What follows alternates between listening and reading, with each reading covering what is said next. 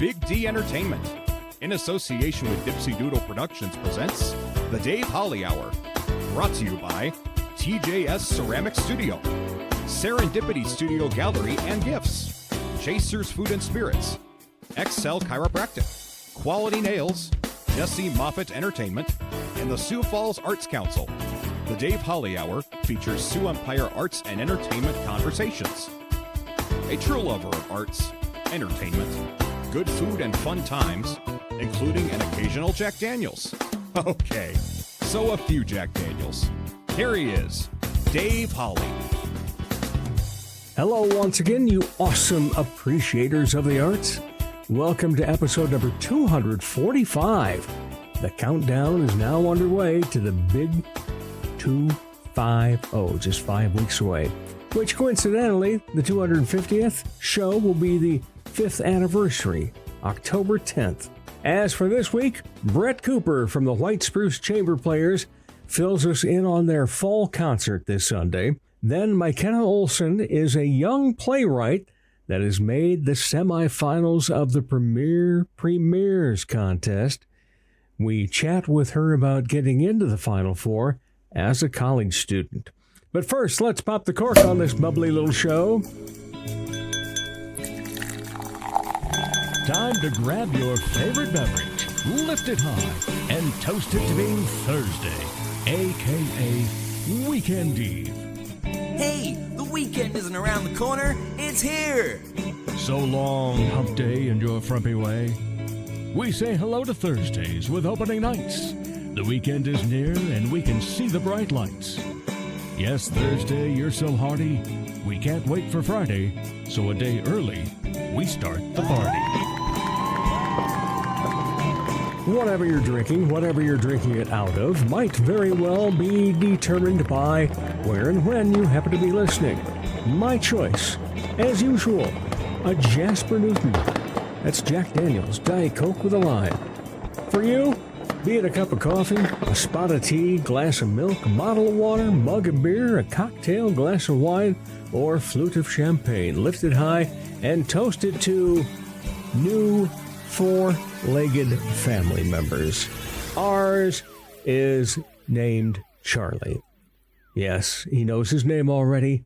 We picked him up last Friday and have been enjoying him. He's now 10 weeks old. He is a Cavachon. His father, Steady Eddie, was is a Cavalier, King Charles Cavalier. And then Mom, Cream Puff, is a Bichon Frise. So he is a Cavachon, and he is absolutely adorable. And Cavachons have been called from time to time the best apartment pets. That is showing to be true. So cheers to you, Charlie. Officially Sir Charles Edward David of Firefly, you handsome little devil. Speaking of cheers, which just happens to rhyme with beers, say cheers with a beer of your favorite choice or cocktail at Chasers, West 12th Street, Ellis Road. Make sure you grab some food while you're at it. Join us Monday nights at 7 for Dave Holly Hour Trivia at Chasers. The theme this coming Monday, September 9th, Get to Learning. Yeah, it'll be educational. That's for, educationable. Honorable mention. What over the past week made Dave laugh, guffaw, chuckle, chortle, giggle, simply smile, or maybe even shed a tear of joy? I tell you, great friends. So Monday night, while waiting for people to come in and get signed up for trivia, in walks Jason Fitzer. He and his wife, Tiffany, happen to own Serendipity Studio, yes, a sponsor of this show. And he brings me, he says, can't stay around for trivia, got a lot of things to do, but I had to bring this to you and pass it along. It is a picture of the marquee that's pretty famous if you're a Chicago Cubs fan. On the marquee, it's, the Chicago Wrigley Field, the Chicago Cubs, and then in the spot where they would have scrolling things, it says, brought to you by the Dave Holly Hour. Absolutely love it. But that's not the only one. Mike Richards and Melissa Prostrollo, good friends. My wife had to pick them up from the airport after they had just been to Chicago, and they did get to go to a Cubs game. And so they returned for me a shot glass and a nice little towel that says Wrigley Field, welcome to Chicago. So thank you, Jason, Mike, and Melissa. It's all wonderful stuff. Coming up later in the show, Mikenneh Oleson, playwright. But coming up in just a few minutes, we happen to hear from Brett Cooper of the White Spruce Chamber Players. All on the Dave Holly Hour. Tomorrow night is First Friday in downtown Sioux Falls. Serendipity Studio will be featuring 6 different artists. Stop into the studio from 5 to 8 p.m. to meet the great artists while enjoying the variety of additional artwork they're featuring at Serendipity Studio in the historic Shriver Square building, downtown Sioux Falls. You can always visit their website, serendipitystudiosd.com, to learn more about what they have going on. Are you an artist? Need some funding to further your art? There's a great opportunity for you through a Sioux Falls Arts Council program. The Artist Microgrant program gives away several microgrants to local artists, no matter what art discipline you're in. Unlike more traditional grants, a microgrant is very easy to apply for. Go to artssiouxfalls.org. If you haven't done so yet, create a listing on the Artist Directory, which is beneficial in its own way. Then go to the Artist Microgrants page and apply online. The process is simple. Find out more about the Sioux Falls Arts Council as well online at artssiouxfalls.org. Check out the new ceramic studio in Sioux Falls, conveniently located off Kiwanis Avenue on 5th Street. TJS Ceramics, inside Oscar's Mini Storage. We have thousands of classic vintage ceramic mold items and several new items too. TJS Ceramics offers classes, special open studio nights, and completed ready-to-purchase items. Bisque, studio time, or painting parties are available. Visit TJS Ceramics Studio in person today or email tjsceramics@gmail.com for more details. And now, more of the Dave Holly Hour. Hey, welcome back, everybody. I tell you what, you know that I'm going to say it's always a pleasure to talk Sioux Empire Arts and Entertainment. One of the things I love, obviously, new guests, but also love returning guests, especially returning guests that say, hey, Dave, we've got an event coming up. Can we be on? Brett Cooper from White Spruce. How are the strings these days and your piano playing? They sound great. Thanks, Dave. Excellent. Because you've got a show this Sunday, correct? Sunday. Yeah. And where will it take place and what's going on? Great. Yes. Thanks for having us. We are going to be at Augustana University's Hamry Recital Hall. Okay. On Sunday the 8th at 1 in the afternoon. All right. 1. That worked out perfectly for me. Perfect. Yes, because there was something else that was coming up later in the day. It's like, ooh, how do we work it all in? But when I saw 1, because quite often 2 seems to be a popular time frame. It does. And it's like, this will work. So we'll be there. Perfect. Yeah, looking forward to it. Great. Price of admission? Free will donation. Ah, you wonderful people, you. Tell us about the group and how it all got started. Yes, I love this story. If you have any people that have heard me, this is my 3rd time to be back. That's third right. time on. Such an honor. Thanks so much. I'm sorry if they get tired of hearing the story, but I'm not tired of telling it. So whatever. Yeah. Because if the listeners are my age, they probably forgot it along the way. Yeah. We got started in 2016. So my better half, Laura, she was finishing up her master's degree at University of South Dakota. Go Yotes. And on her master's recital, needed a chamber music piece. And we had a friend who taught at Roosevelt High School at the time. She was a bass player, and bass players are always really itching and really struggling to find pieces, especially good chamber music pieces with a bass part. And the Trout Quintet by Franz Schubert was on her bucket list. And she says, Laura, if you're going to do something, you got to do the Trout Quintet. It's so fun, and it's got a bass part. So twisted her arm into doing that. And we rounded up some friends and colleagues of ours and found out that as much rehearsal it was going to take and as much fun as we were having and as talented and professional as these folks were, there was no way we were going to be able to pay for them what they were worth. So we decided that we'll pay you in food and good times after rehearsal. So the good rehearsal, the good fellowship after rehearsal kind of turned into a thing that we said, oh my gosh, this is too fun to just be one and done on Laura's recital. So then we got it kicked off ever since then, and we'll be doing 10 years here pretty soon. Wow. Yeah. Congrats. That's fantastic. And I love hearing that story again. Yeah. So don't ever be worried about Thanks for humoring me. So you're not a string player. No, but I'm You a big think- fan of string players. Yes, and well, especially since you're married to one. Oh, you yeah. better say that. But what got you interested in that, other than just the fact it was your wife had to have this? I mean, did you already have that appreciation? Sure. Yeah. This is another story going even further back. So people have their how did you meet your spouse stories. And the story for me and Laura is that I was her accompanist when we were in college together. So she was a cello student, and she had kind of a flaky accompanist her freshman year of college and had been talking to her cello teacher. And he said, oh, my other student, do you know John Bakken? Yes. Okay. So John Bakken and I were next door neighbors in college when we were Really? freshmen, and I was John's pianist since we were next door neighbors and stuff. And her teacher said, yeah, you should ask Brett to see if he'll play for you. He plays for John Bakken. He does an okay job.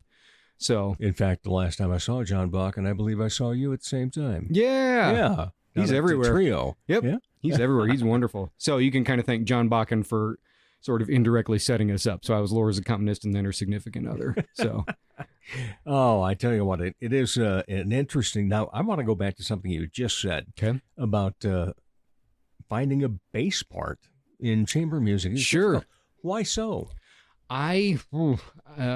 All the music historians are going to probably tar and feather me because I don't know the exact answer. The bass has kind of had sort of a silver medal role in classical music because a lot of times it would sort of double the cello part, but maybe not play all the same notes as a cello, would kind of do like what it can do. I mean, it's a big, beefy, maybe sometimes cumbersome if you don't have all the right chops for it instrument.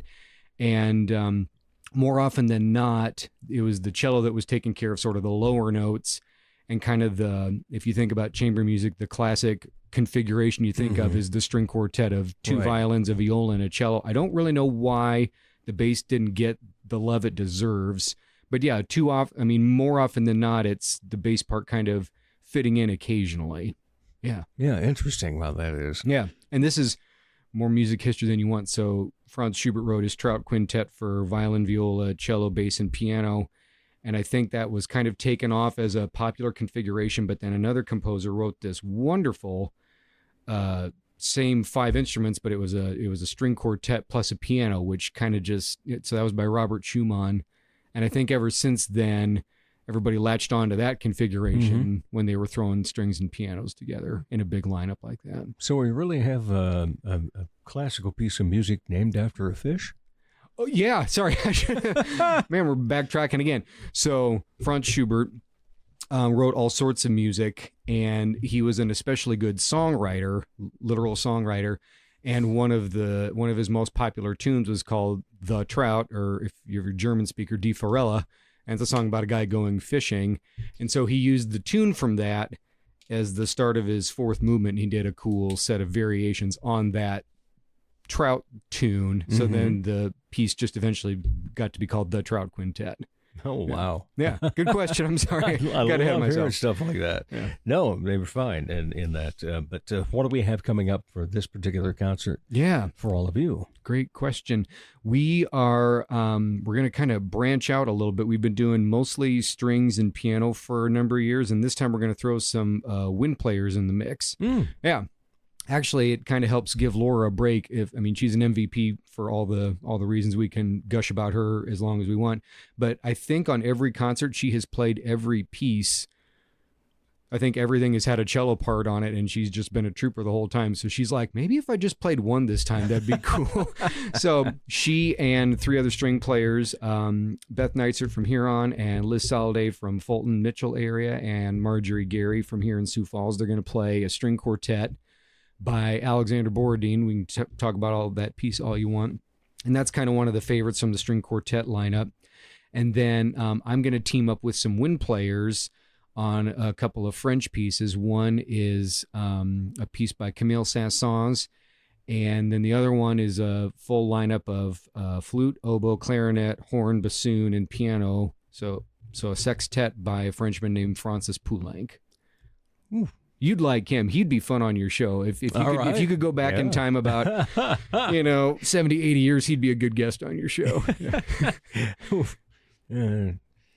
We'll make it work somehow. Okay. Yeah. We'll find some old get a DeLorean. Get that. Yeah. Get some of the old audio of things he was in, and I could just chop, edit it. Mm-hmm. Yeah, let it fly like, oh, wow, how did you do that? In French, no less. Yeah. Good point. Oui, oui. Thankfully, Paris, we had that. So, all right. What are you looking forward to most about this? Boy, there's a lot I'm looking forward to. The folks at Augustana have been really kind and generous in hosting us. They have their established school of music, and they're being really intentional about their community partnerships. So they've been gracious enough to host us at the space, and they also invested in this dynamite 9-foot Yamaha grand piano. I should have done my homework a little more than I did, but it's one of only a few instruments of that exact kind in the world. It's a really special instrument. So I was feeling like the senior in high school that got to borrow the keys to Dad's sports car at rehearsal the other day. Pete Folliard, the dean of the School of Music, and Matt Erickson and Mary Lewis over there doing wonderful, generous stuff, getting community partnership set up. So they've been real gracious in hosting us. And it also works out well that 2 of the wind players are adjunct faculty members for the School of Music. That's Emily Anderson and Angie Larson. So it's a good kind of cross-pollinating type good thing. So I'm excited about that. I'm excited. They're just really good standout pieces of their respective configurations. If you're a string player, the Borodin second string quartet is kind of just a favorite bucket list piece that everybody wants to play. And the wind players, they often have a lot of literature for that lineup of just winds of flute, oboe, clarinet, horn, and bassoon. That kind of has its own little subgenre, but then you throw in a piano. There's not a ton of pieces for that, and this Poulenc is just, it's a real wild ride. It's fun. What's it going to be like to play that? Have you practiced on it already? We got to go there once. Yeah, okay. It's wonderful. Yeah. Licking your chops for it? A little bit, yeah. All right. If they ever have a garage sale, I know what I'll call dibs on. Yeah. Well, I don't know what they call it in the musical world. Well, I know quite a few have the same problem that I do, that I have gear acquisition syndrome. There we go. Yeah. So what do you call that then? Like when you want to get a new piano, or you're thinking about, Laura's wanting a new cello. Oh, sure. Yeah. So every musician's kind of got the same thing. Because, and what's fun is a couple of our reed players, they'll open up a little box and they've got all like the double reed players, the oboe and bassoon player, Chris and Michael King and Chris Hawk, awesome guys, awesome players. They'll open up and they have like a whole big box full of their own homemade reeds. And Angie, our clarinetist, she's got a clarinet that's built around the key of B flat, and then she's got another one that plays better in the key of A, and then she's got a bass clarinet, so it's... Yeah, it's amazing. Yeah, people love hardware, and Laura's, she's got different bows that work well, and she's, you should see Liz, our viola player. She's got this very interesting custom-made viola that's kind of ergonomic, where to get the big sound she wants, it would have been just this gargantuan like mini cello that she would have to hold up and have her arm fully outstretched, but she had a custom maker in California make it kind of ergonomic where all the weight is kind of distributed on opposite ends, and it's kind of funky looking, but it gets a big sound, but it's not heavy, and she doesn't have to blow her arm out holding it fully extended every time. So yeah, we also have quote gas as well. Yeah, I'm quoting, but quoting is not doing any good on a podcast. Someday we'll do video. Yeah. But I have too many other things that come before getting cameras for this thing. Sure. Yeah. All right. And so when it comes to you and Laura, who practices more? That's tricky. Who's the top rehearser? Oh, I don't know. I'd say we're both pretty diligent, and we have to make sure that we're not both trying to practice at the same time. Otherwise, we're going to be ruining each other's good time. So, So do you have a particular routine you go through when you practice? it kind of just depends on. Sorry, when you say routine, you mean? Do you start off with particular scales and then you do something that you just always love to play, and then get into what you're working on? Yeah, or? kind of depends. Yeah. Scales are always good. My teachers, of course, would want that to be my first answer. Exactly. Yeah. Yep, scales are good. And yeah, there are different, rituals and routines that people do. Sometimes, we've adopted this phrase. I don't know if you ever have heard the phrase, if you ever have to eat a frog, eat it at 8 in the morning. Exactly. Or yeah. something like that. So sometimes, you tackle the biggest thing first instead of putting it off. So it just kind of depends on what you're working on. Yeah, I can imagine so.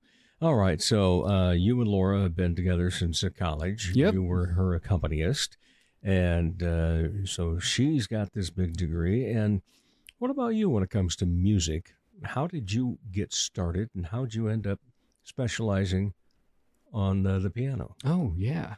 I think we visited about this the first time we got to chat together. Mhm. And I will give my Aunt Diane the credit on this one.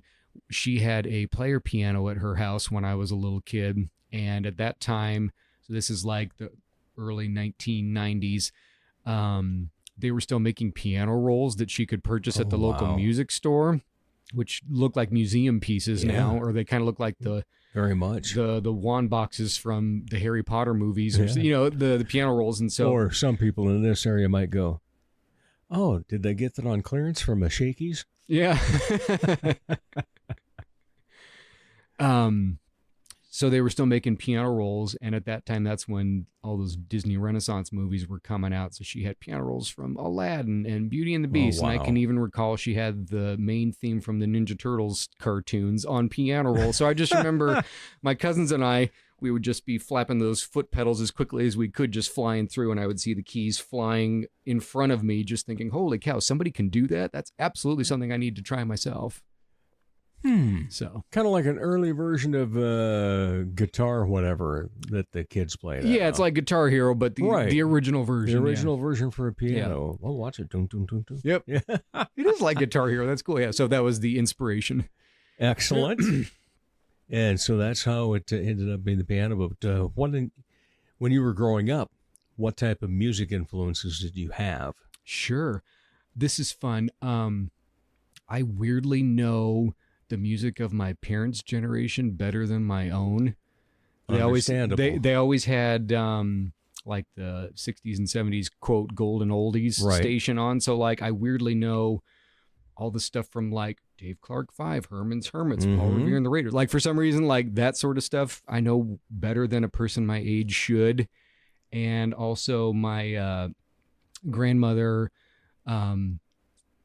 was sort of an expert on sort of that golden big band age of, Benny Goodman, Glenn Miller, Duke Ellington, Count Basie type stuff. So I weirdly love that even older stuff more than your average 30-something person does. Yeah. I understand that because, I've told this story several times on this show, but just a couple of weeks before my high school band teacher passed away, he was up here and he was at Sanford, and I went to see him. They had done a biopsy in his throat that day, so he's filled with cotton, can't speak, but he could still smile, and his eyes could still sparkle. Yep. And so I told him, I said, Tom, there's two things I want to tell you. I said, first of all, anytime anybody finds out I've been in radio, they all ask the same question. What's your favorite music? Oh, sure. And I said, my answer has never wavered. Good. I said, because you taught us to appreciate different eras, different styles, and so forth. I said, I didn't grow up listening to Glenn Miller, but I sure love playing him because you taught us that. Yeah. I said, the other thing is, by this time, I think it was about 30-some years that I'd been out of high school. And I said, first, Letterman's jacket didn't fit very soon after high school. And I told him, I said, all those different little medals you get and so forth, long gone. I have no idea where they are. Don't know what happened to them. I said, but there's one thing that I still have and will always have in my office, and that is the 1981 Central Line High School Louis Armstrong Jazz Award. Oh, congrats. Yes. And he just had this big smile, and that's the last I ever saw of him. But so I always think of that, with it. Okay. And I feel bad for the kids now that are in grade school and before they get the opportunity really to think about music and so forth, because of the budgets that arts have in some places, especially rural schools, that there's not that opportunity to learn about cultural history of the arts and entertainment. And so they don't know about some of these things. But I also find it, so fascinating then when I'll run into somebody that's, a late teen, early 20, and they want to start talking about Frank Sinatra. Yeah. I'm like, okay, I like you. Yep. Yeah. I was going to say, yes. I'm looking right at him. Yep. Old blue eyes. Yeah. Except it's done in black and white. Yeah. So it's always interesting that, when you say that about and learning more from your parents' musical tastes than anything else, and your grandparents at the same time. And I get that as a response often on this show when I ask about their musical background and so forth. Well, it was really, mom and dad had this record player. Yeah. Yeah. And it's so interesting how that all comes about. And interesting to see where it leads. I mean, did you think that you and Laura would have this with all those friends from college days that helped out, that you would have this opportunity to grow this? I absolutely do not. And it's one of our favorite, I'm sure you do this as well. You think about kind of like your life's butterfly effect if one thing had been slightly different, or if you're like, oh man, if I wouldn't have had that one chat with that one person that one time and all the trajectory that, that led to kind of those alternate universes, it's always really interesting to think how things could have turned one way or another. Exactly. I always tell people, if they ask, well, you have any regrets? Well, of course I have regrets, but think of it this way. I said, are you happy at this moment? Well, yeah. There you go. Then don't worry about it. Yeah. Because like that butterfly effect, anything different, one thing, you might not be having a conversation with me today. Yeah.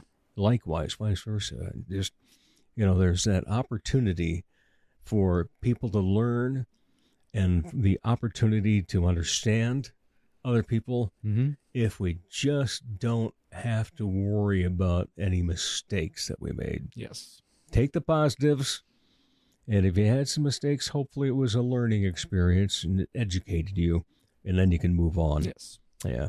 What is your best advice when it comes to young people wanting to get into music? Oh, my goodness. You ask good questions every I time. try. I was like, I'm not going to get stumped today. Here I am getting stumped. Advice for people in music, is that what you said? Yeah. Oh, okay. Let me think. There's a lot. I think, hopefully, if you can speed up the long pause here. Oh, not to worry. I have found that it's an awful lot more work, like getting yourself out there. I think a lot of people are really focused on, and no fault of their own, like the actual mechanics and stuff. I spent a lot of time making sure I played my scales just right, and I got this one, solo piano sonata movement just right. But it's a lot of getting yourself out there, and I'm, not an expert on marketing and stuff, but just be ready that there are an awful lot of other talented people out there, and you got to make sure that you present yourself well, and you also have to be really patient. That's true. Yeah, I mean, like I'm 38 and I'm just now starting to feel like I have a handle on the scene in town, and I also feel like I just learned how to play my scales about a year ago. So be patient. Yeah. Well, I'm 61. You look good. Well, thank you. And at the age of 58, I knew I had a good speaking voice, knew the mechanics of it and so forth, and always felt comfortable in that regard. And it's like, and I love to sing at karaoke, but it's this small package of songs that have the same 8-note range that I do.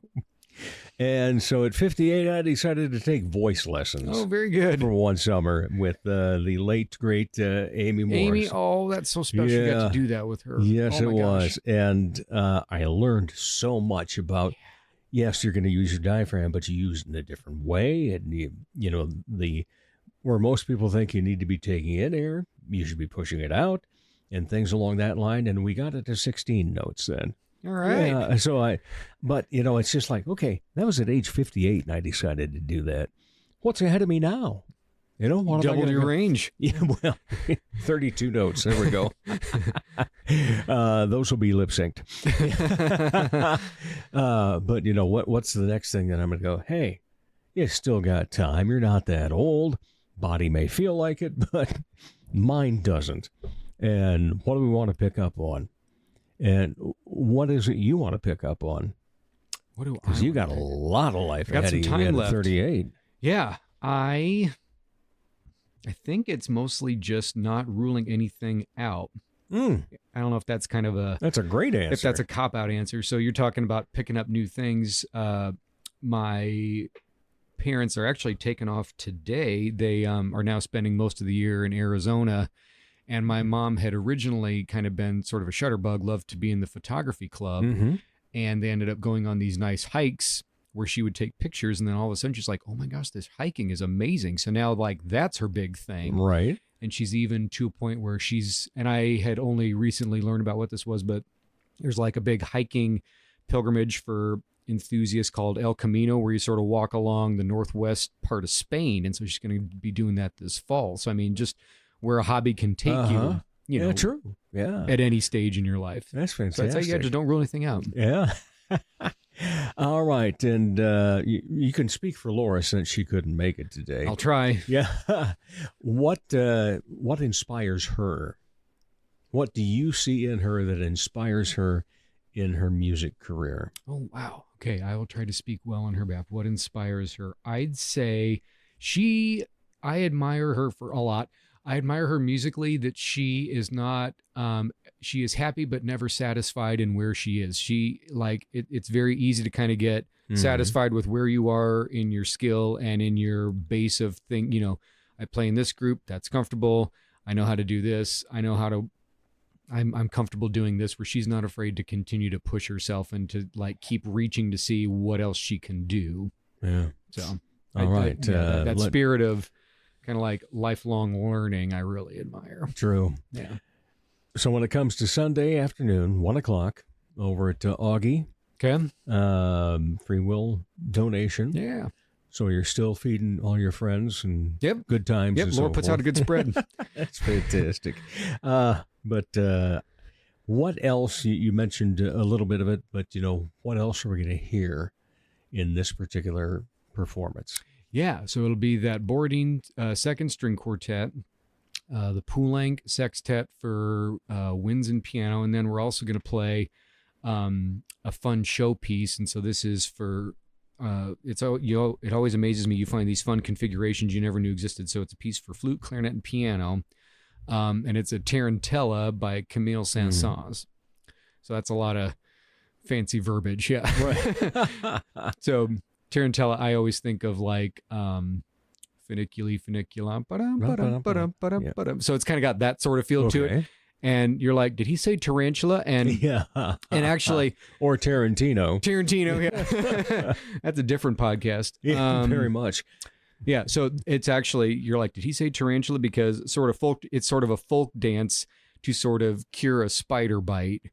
That, in Italian folk traditions, that if you got bit by a spider, if you danced hard enough to the tarantella, which has that nice jig to it, you could sort of dance the poison out. So it's interesting. I mean, sort of a little silly, but it becomes a good vehicle for fun music. Yeah, because it's always interesting when you hear something like that. What was the backstory to this particular movement to peace and so forth. And it's just like, that's cool. They all have cool stories. Yeah, and if you know that or hear it, you also get a better appreciation for it. Oh, yeah. Yeah, and that's one of the things that, like I mentioned earlier about my band teacher, and that I would like to see more youth musically learn things like that and experience them. So if you're going to go to this performance on Sunday afternoon, take the kids along too. Yeah. Yeah. We encourage it. Very much so. All right. So 1 o'clock when the doors will be open at what time then? I would guess about 12:30-ish. Okay. Fantastic. Looking forward to it. And of course, you have a very big honor today. You are not the first person to be interviewed here in the Dipsy Doodle Productions studio, but you are the first guest with our new baby, Mr. Charlie. Sir Charles Edward David of Firefly. He's a now 10-week-old mix of a Bichon Frise and a King Charles Cavalier, so he's a Cavachon. He is very handsome. He's a handsome little devil and fun. Yes, yes. I might take him home with me as a party favor. You might have a tough time keeping him. Yep. So you have that. You've been on the show before, so you know typically we like to ask a couple of questions. But since you've been on a couple of times, let's change those questions to just one. Okay. What is Brett Cooper's word for this year? My word for this year, again, I was like, he's going to ask, what am I doing when I'm not involved in the arts? I was all ready to answer. You were ready for that. Okay, what's my word for this year? I would say, I think I would say appreciation. Oh. Yeah. That's a good word. Yeah. And nobody else has used that one so good. far. Okay. Yeah. I'm not stealing anybody's. Nope. You've got it down. Okay. Mine is compliment. Yeah. With an I or an E. I love to compliment. Good. Yes. And, that's a great comparison, which is it?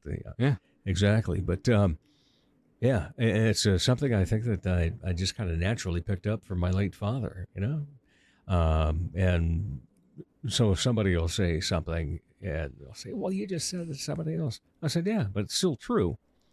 One of my favorite sayings is when people ask, how are you? I say, better anytime I see you. That's a good answer. Yeah. And then, somebody else will come along and I'll say it again. And then the person that I said it to a few minutes ago, well, you just said that to me. Yeah. It's like, I am better anytime I see somebody I like. And it just keeps growing. It's good. So we need to pass that along. We need to pass along, the fact that there is some great strings and, in addition, a few wind instruments this time. Augustana, which recital hall again? It's going to be in Hamry inside the Humanities Building. All right. Excellent spot. Yes. Yeah. They have, I want to say it's been 6-7 years since they remodeled that space. It's wonderful. That it is. Yeah. All right. Looking forward to it. Thank you so much, Brett. Appreciate your time. Thank you. And we'll be back with more of the Dave Holly Hour in just a moment. Comedy magician and hypnotist Jesse Moffat's right. He can't play the piano, but he can sure entertain crowds with his amazing magic and clever quips. His shows always make the participants the stars, especially when they've fallen asleep on stage. They've been hypnotized. Are you the party planner in your group? Then you owe it to your group to make the event magical, even if it puts you to sleep. Here's how. For booking information, go to Jesse Moffitt Entertainment on Facebook. That's JESSEMOFFITT. Or call 605-929-0964. Ladies, when it's time to give your nails some love, get that extra special treatment from Quality Nails on South Minnesota Avenue in Sioux Falls.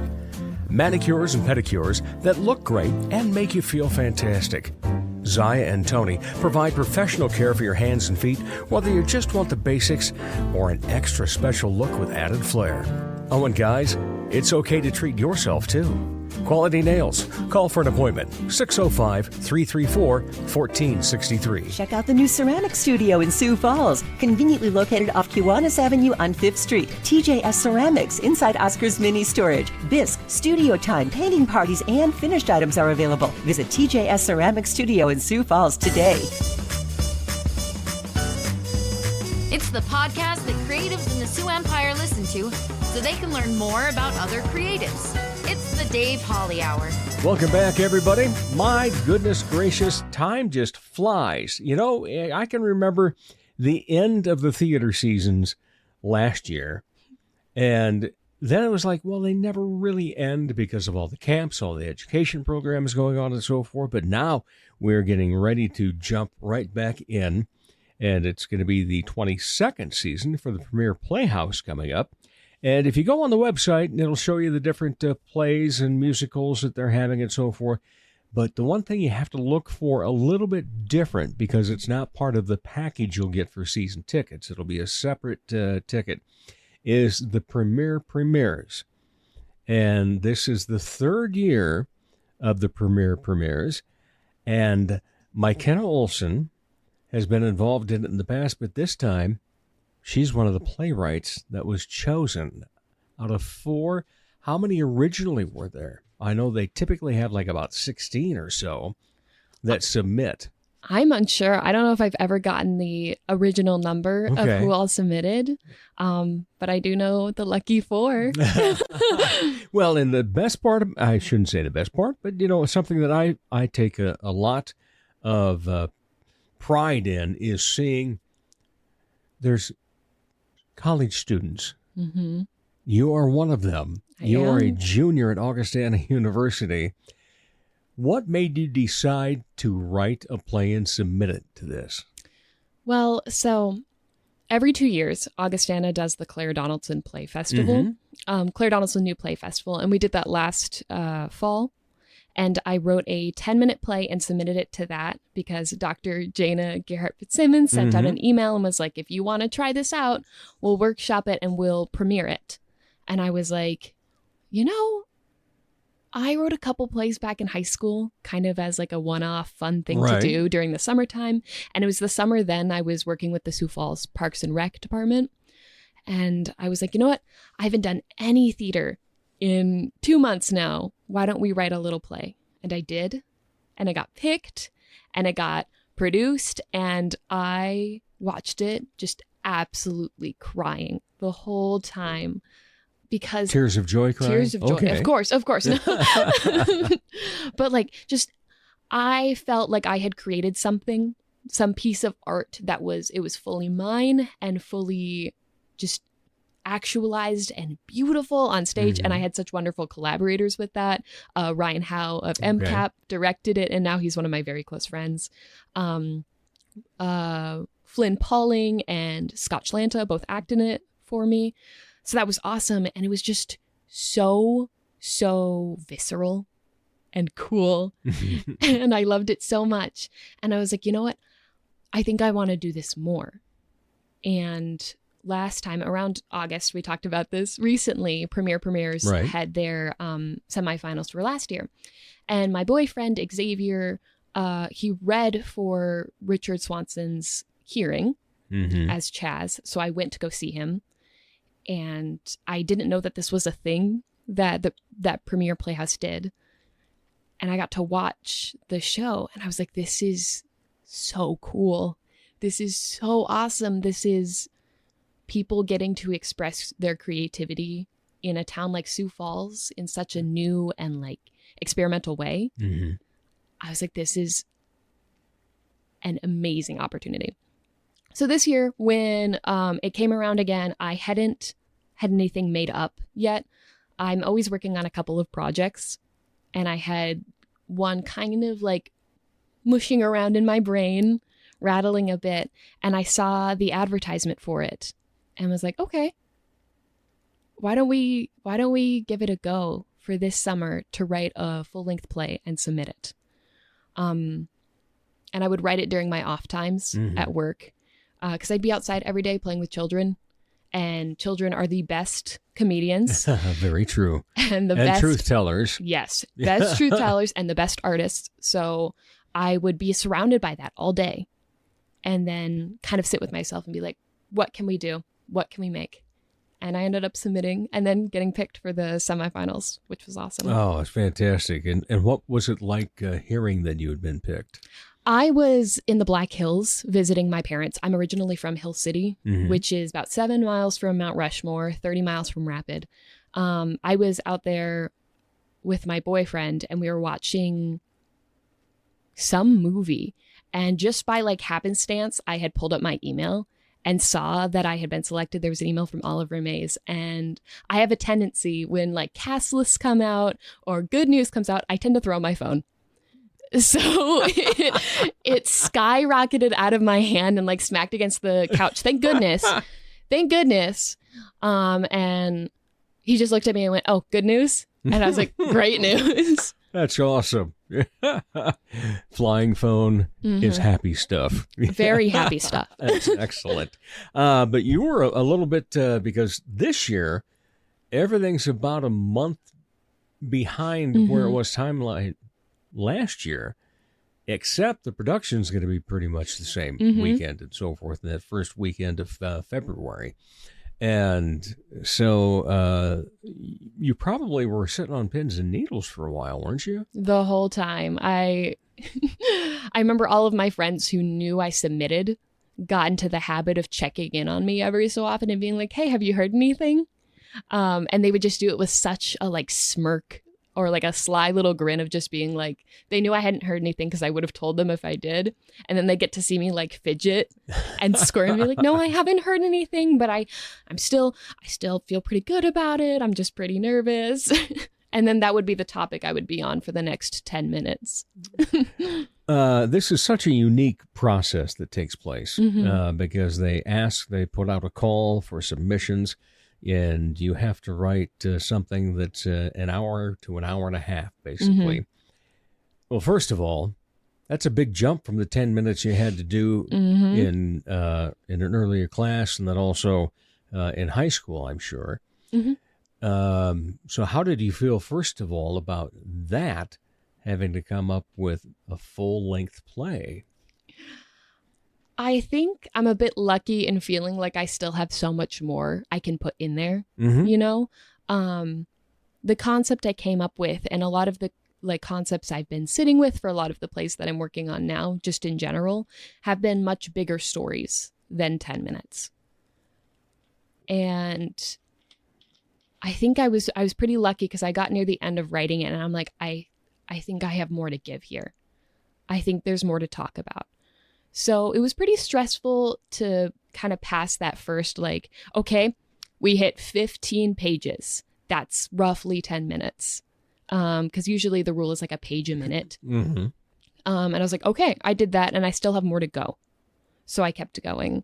And I heard from one of the Augie alums who now writes plays himself. His name is Matt Stuffle. He is the first person I ever heard the phrase "kill your darlings" from. And it's just kind of the philosophy of sometimes you have to get rid of something you love or something that just doesn't fit. So there's bits and pieces of this that exist on another document that may get re-added. I was just going to say, eventually they might come to life in something else. Eventually they'll come back. And there's a lot of things I've noticed about playwriting where it's like, maybe this idea doesn't fit in this play, but it does fit in here. So sometimes things will bounce around. And I was lucky that some of my creative process is just sitting there and spitting out gunk until it starts making sense to me. So I had a lot of things that I could feed into each other. And it made it a lot easier to go from 10 minutes to, I think we're at an hour and 9 minutes. Yeah. All right. And so that's the submission part. And then you got to sit there and wait to see if you become a semifinalist, if you will. And out of the 4, they will pick 2.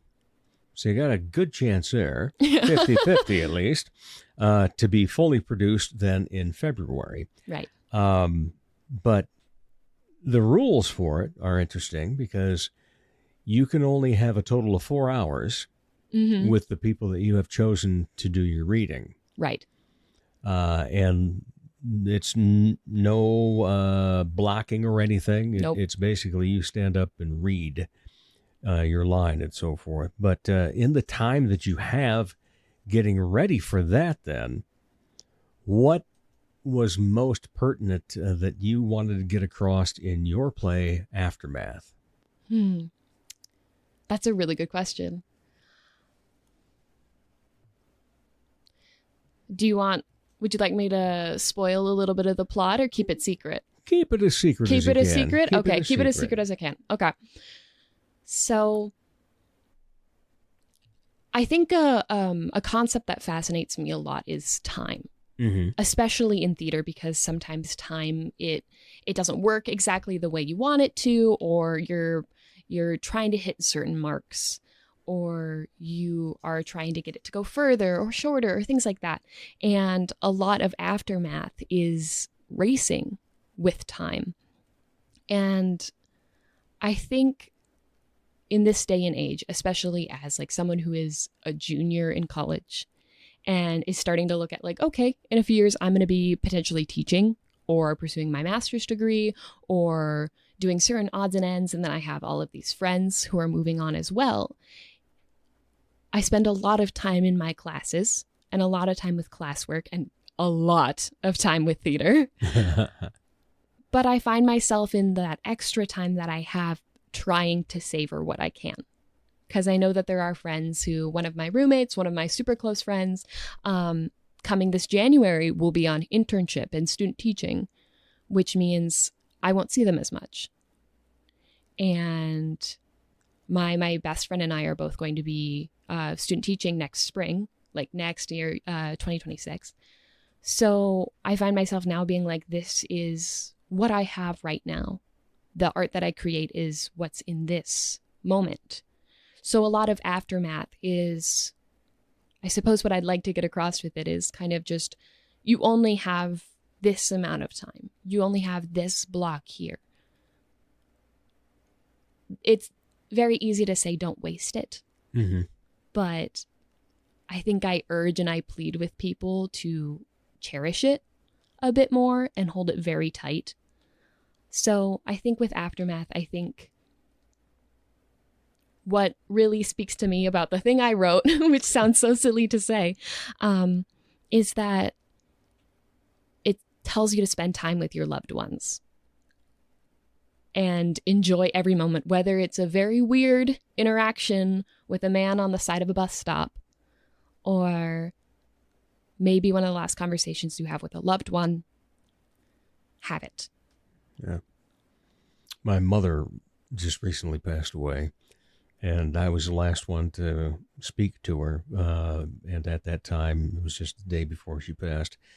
I spent about 3 hours there, and they had her all filled with morphine just to ease her. And so during the 2 hours and 59 minutes out of the 3 hours, she was incoherent, really not even trying to say anything, and sleeping a lot. Well, every time I would leave her, I would go over, say goodbye, and give her a kiss and tell her that I love her. And so I did just that, and all of a sudden she opens up her eyes, looks up at me, and says, "I love you so much, Davy. Goodbye." And that was it. And I didn't know it was going to be the last goodbye, but right. It's still kind of a, goosebumps. Yeah, type, absolutely. Type time frame and so forth. So yeah, when you got the time to be with your loved ones, take it. Take advantage of it. Absolutely. Yeah, it's just fantastic. And so with the time that you've had now with the cast, because the readings then, they're public, by the way, in the Belbus Theater of the Washington Pavilion. Go early. You may have to park about an hour away because it also happens to be Sidewalk Arts Festival Day. Does. So just, or maybe Uber. I don't know. Whatever works best Uber for you. might be smart for this one. Right. And so it's going to start 9 o'clock in the morning, I believe? I think the doors open at like 8:30ish. Okay. All right. Maybe check online. I know I'm going to memorize that time when we hit like Friday. But right now, I think for my own sanity, I'm like, we'll burn that bridge when we cross it. I'm going to be excited, and then I'll get worried on Friday. So, and then come Saturday, if I understand correctly, you, and I'm going to say we here, and then we'll let in the secret. So your play is the last one to be read, it is correct? the last one. Yes, Okay. it is the 3:00 slot. Yes. All right. So 3 o'clock. So at least go see this one. Well, go see them all if you can. Yeah, if you have the maybe, time. but also mine will be pretty cool. I think there's some pretty cool Augie people who might show up as well. Yeah. So if you want to Well, bother some college students. So how has, the little time that you get to be with the cast, how has that gone? It's been phenomenal. I mean, I told the cast from the get-go that when I had everybody, these were my first picks for all of these people, which is very strange to be like, hey, I'm not a director, but I am the director, but I'm the playwright. And I didn't base this off of you, but when I thought about this character, I thought about you. Yeah. And so we have the phenomenal Dave Hawley. Oh my, please. Yeah. And the character description is late 60s. Early 60s, actually, I don't mind. But, well, he gives off a way. spry 57. Yeah, that's right, because you refer to it as 57 later on then. Yeah. But we have Dave Hawley, we have Ryan Howe from MCAP, Yes. Cale Hellman, who was recently featured in Bear Bodkins alongside Ryan Howe. Cale was also in last year's premieres performing in Comfortably Single. Mm-hmm. We have the wonderful Carly Terrell, who's a recent Augie grad, reading the stage directions for me. She's a hoot. I love her so much. We have Maddie McElroy, who is also a recent Augie grad. She is going to be reading for the character of Daphne. Maddie and I are very, very close. She was my senior when I was a freshman at Augie. So when I wrote the show and then I was sitting there and reading through all these characters, I was like, I might have to make a call. And I asked her in Josiah's coffee house. I was like, hey, over pancakes, Mm-hmm. do you want to read for me? And I think we squealed and hugged a couple times afterwards. And then finally, rounding out our cast, we have Scott Schlanta, also a recent Augie grad. Scott and Ryan have both already worked with my new work before, so it's very nice to kind of like reunite them and then be like, hey, now let's all read and see where it goes. Yeah, fantastic. And thank you, first of all. Of course. Thank you for saying yes. Yeah. Well, there's no way I wasn't going to. And especially since you happen to be very fond of a mutual friend of ours, Dr. Richard Swanson. Yes. And I read for him last year in a play that was chosen, and then read for Mo Hurley the first year in a play that was chosen. So I'm 2 for 2. Oh, goodness. Don't put that pressure on I me. was just going to say, are we going to take a look at it as it's a good luck charm? Or That's what I'm going to do. I'm going to put my back pocket like a little good luck charm. No, I remember seeing you. I had said this to you before. We'll say it to everybody that I had remembered you in particular from Dr. Swanson's reading for the hearing. And then found out you had a podcast and then started listening to your podcast.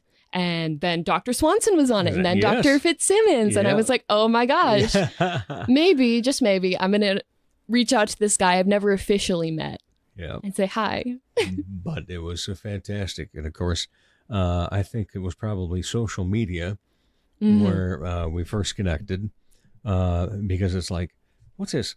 Mike, not Mac. Because you are Mike.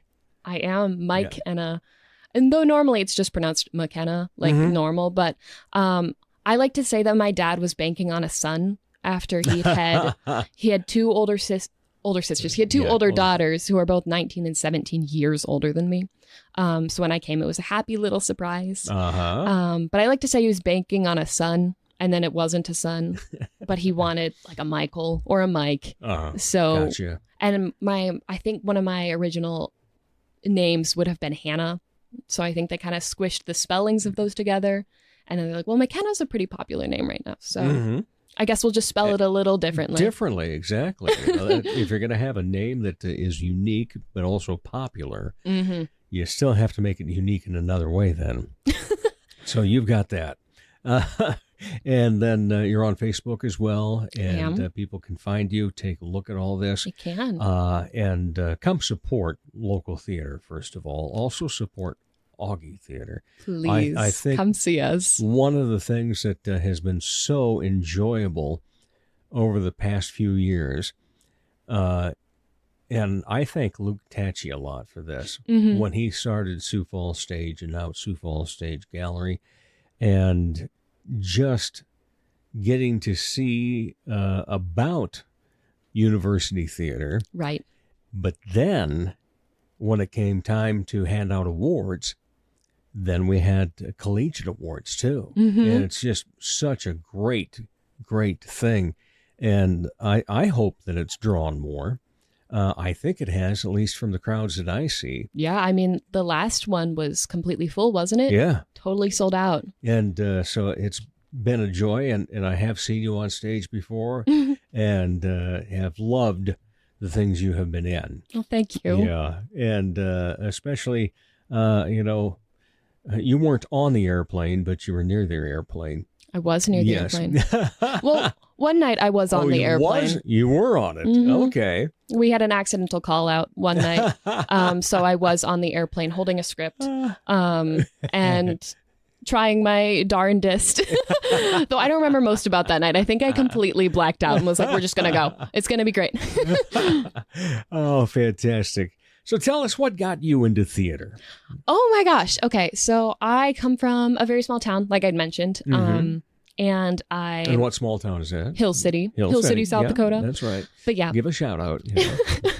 No one back home will know what this is. But yeah, both of my sisters were softball girls. They were raised in Texas, grew up there.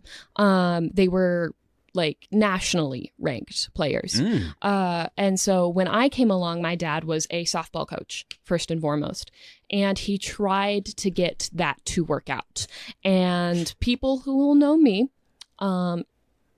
very well as being easily distracted and a little less coordinated than most softball players. Okay.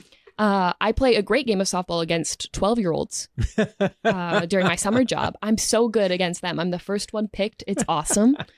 But that's not the case when I was that age. So I didn't end up playing softball very long and slowly started paying more attention to plays. I had a Lego Shakespeare tragedies book that had all of the tragedies, not all, it had 4. Lego. It was like someone had gone with Lego and taken pictures of each scene, and they did the fake blood with those flat Lego tiles. And they just did, I think it was Macbeth, which we're doing this year at Augie, late October. You should come see it. Romeo and Juliet, King Lear, and I think it had Julius Caesar. And I read that religiously when I was 12. That's young for somebody to be reading Shakespeare. Just a little. I didn't fully understand it, but I did memorize part of Romeo and Juliet, which I still have a little bit in my back pocket today. But yeah, and then when I got into high school, the first thing I joined was theater. And we did a fall play and then a winter one act. The competitive one acts that South Dakota does. We didn't do a musical. My first musical was actually Drowsy Chaperone at Augie, which was very fun to be like, oh, this is a musical. That's cool. But yeah, so I did theater in high school and loved it. There was something about it. There was something about the community and about the art in particular. And when I got to Augie, I spent the first semester without really being involved in theater and realized that when I thought about what I wanted to do in college, by the end of that semester, I was like, I want to be in theater. I really want to be back in theater. I took some time off and then realized I didn't want that. So since then, I've been pretty heavily involved. Yeah. So is it your major then? No. It's not. What is your major? It's not. My major is secondary education and English with an emphasis in creative writing, which is helpful when you write plays. Exactly. Yeah. And somehow I do envision, especially if you stay in South Dakota or the Midwest in general, and you end up in a smaller school district, let's say, Typically, it's the English teacher Typically that it gets is. chosen to be the drama teacher. It was as my well. English teacher when I was in high school. The AP Lane teacher was exactly the director. Oh, funny how that all works out. So when you finally did audition at Augie for something, what was the audition like? Well, okay, so I did audition my first semester and just wasn't cast in anything, which that's how it goes sometimes. And that was actually how I met my now boyfriend, Xavier, and then my best friend, Suki, was through that. And they were both in, Suki was in Murder on the Orient Express and Xavier was in Ada and the Engine. They both did phenomenally. And then the next audition I did was The Drowsy Chaperone, I think it was. Yeah, it was. So I had to sing in front of people. And I did choir, so that wasn't too scary. Okay. So that audition process was just singing and then reading a scene from the script. And I think I read with Scott Lanta. Funny how that connects. It comes about, yeah. And then, then we did All in the Timing. So that was a play audition afterwards. And I was cast in that. And I remember that audition just being very silly because All in the Timing is David Ives. Right. He's very, very excitable with his words. He likes to make his own little jokes that come through when people say them. So watching those auditions just gave me so much joy. I usually get a lot of joy from auditions, to be honest. And what's interesting is, that it was about timing. And now here you've written a play that it's called Aftermath. And a big theme in there is the time and so forth. And I'm not going to spoil something that the audience is going to. They should just come at a little bit before 3 o'clock on Saturday the 7th. Yeah, sit in the Belbus and watch and enjoy it. I hope they will. I'm excited. Clap loudly. Clap loudly, laugh loudly. Yes. I think laughter is the best medicine and the best audience. That it is. It makes a great deal of sense to have somebody laugh. And if it's the person that was doing something in order to make you laugh, they feel that appreciation. They do. And we have such a hilarious cast. Very, very full of humorous people. Yeah. So I think they'll appreciate the giggles. That's for sure. All right. Well, Mikenneh, we have 2 questions that we ask first-time guests. We used to ask it all the time, even if somebody came back, but we've changed those. So first-time guests always get 2 questions. The first one, depending on how you answer that, will determine whether we need to ask the second one. Oh, all right. All right. So, pressure's on. Yes. First question is, when you're not part of the arts and entertainment community, what do you like to be entertained by? Oh, goodness. I'm a reader.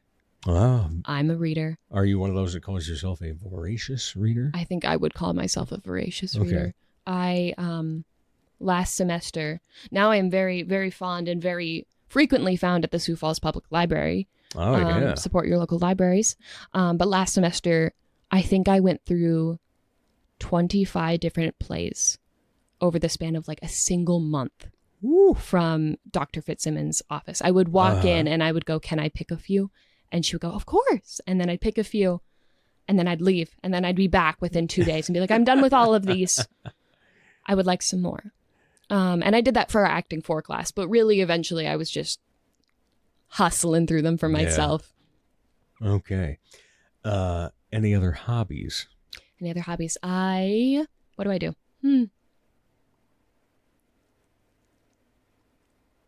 Goodness, what do I do? I sometimes knit. I like to knit. I am a window shopper. That's not really a hobby. Oh, I think it is. Oh, good? Oh, good. I'm glad. I like to meet up with a friend and just walk and talk and go in stores, especially like downtown.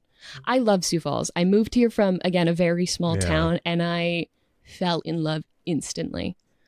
And then recently I've gotten into some board games with my boyfriend's family. They are... competitiveness is their love language. Oh, wow. So every game is a fight, and you better win. Because if you don't win, they won't let you forget it until we play another game. And then someone else wins. All right. And what's the game that they're most competitive at? Oh, goodness. I'm fond of Secret Hitler. Do you know that game? I do not. Basically, it's like, do you know Mafia? Mm-hmm. Yeah. So we play Mafia at the parks. We don't play Secret Hitler with kids. Right. They don't need to play that. One time I tried it as Secret Vampire because I thought that was a nicer form of that word. And so I don't have to explain, the Second World War to a bunch of children. But basically it's a strategy game where you talk to each other more than anything. And one person is Hitler and one person is a fascist. And your goal is to get Hitler to be in power. And you go around the circle picking cards and trying to pass laws, basically. I like it a lot because then eventually you get like 2 rounds in and everybody's pointing fingers at everybody and everybody's yelling that like, oh, you looked at me weird, or you're not talking this game, and you always talk, so you obviously have to be guilty. And then that person isn't. But those are fun. Yeah, and I like that with a bunch of boys. They're very ready to go, and they don't know my secrets. They don't know my tells yet. So I can win. All right. Back to the voracious reader. Yeah. Favorite author? Ooh, Meg Wolitzer is one of my favorite authors. She wrote The Interestings and the Feminine Perspective, the Female Perspective, something like that. I'm also quite a big fan of Miriam Towes, who wrote Women Talking. And then currently for my not chick lit, but my less aggressive introspective reading, I really like Taylor Jenkins Reid. She wrote Daisy Jones and the Six, which was recently made into a TV show. And then Carrie Soto's back, Seven Husbands of Evelyn Hugo, and Malibu Rising, which I just bought a secondhand copy of because I read it from the library and loved it so much. I needed to have it personally. Yeah, needed to put it in the collection. Mm-hmm. All right. Well, Mikenneh Oleson, thank you so much. First of all, thank you for having me. Having the time to be on the show, but to also thank you for what you've done, and wishing you the absolute best the rest of your collegiate career. Oh, thank you. And whatever else comes along the way for you, you will be fantastic at it. Oh. All right. Well, thank you for having me, and can't wait to talk again. Likewise. And so it's my pleasure, as always, to talk Sioux Empire Arts and Entertainment. We'll be back to wrap up the Dave Holly Hour in just a moment. Dr. Perry Langston and Dr. Corey Tooney know excellence is in you. That's why they provide you with excellent care at XO Chiropractic, improving your overall health in spirit, body, mind, and will. Get results the natural way. Arrange a consultation, 605-332-9235 or exokairos.com. Excellent care for excellent people. XO Chiropractic, located at 4309 South Racket Drive in Sioux Falls. Hot? No. Cute? No. Ruggedly handsome? Yes. Once again, here's Dave Holly. Thanks again to my great guests, Brett Cooper and Mikenneh Oleson. And thank you. All the downloads, likes, shares, each make a difference. Appreciate your desire to learn more about Sioux Empire Arts and Entertainment. Never miss an episode. All 245 are online at davehollyhour.com. As the Sioux Falls Arts Council says, together we art. As Arts South Dakota says, home is where the art is. As I say, put some art in your heart. Remember, I'm Dave Holly, and for me, every day is a holiday. The Dave Holly Hour has been brought to you by TJS Ceramic Studio, Serendipity Studio Gallery and Gifts, Chasers Food and Spirits, XL Chiropractic, Quality Nails, Jesse Moffitt Entertainment, and the Sioux Falls Arts Council. If you would like to contribute to the continued success of this podcast, simply buy Dave a cup of coffee. Go to davehollyhour.com and click on the coffee cup icon. Don't forget to stay up to date on the show by following on Instagram and Facebook. The Dave Holly Hour is produced in the Dipsy Doodle Studios by Big D Entertainment. Thanks for listening.